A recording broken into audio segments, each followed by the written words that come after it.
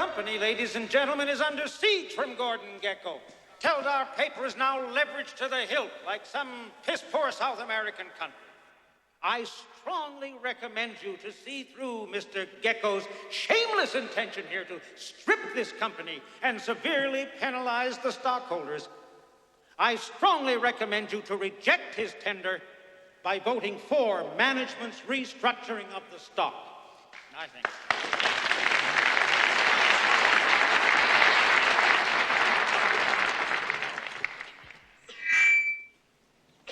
Well, I appreciate the opportunity you're giving me, Mr. Cromwell, as the single largest shareholder in Teldar paper to speak. Well, ladies and gentlemen, we're not here to indulge in fantasy, but in political and economic reality. America has become a second-rate power.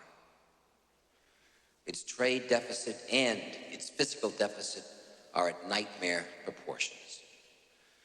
Now, in the days of the free market, when our country was a top industrial power, there was accountability to the stockholder.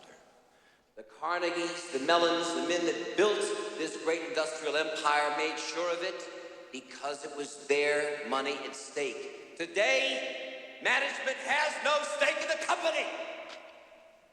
Altogether, these men sitting up here own less than 3% of the company. And where does Mr. Cromwell put his $1 million salary? Not in Teldar stock. He owns less than 1%. You own the company. That's right.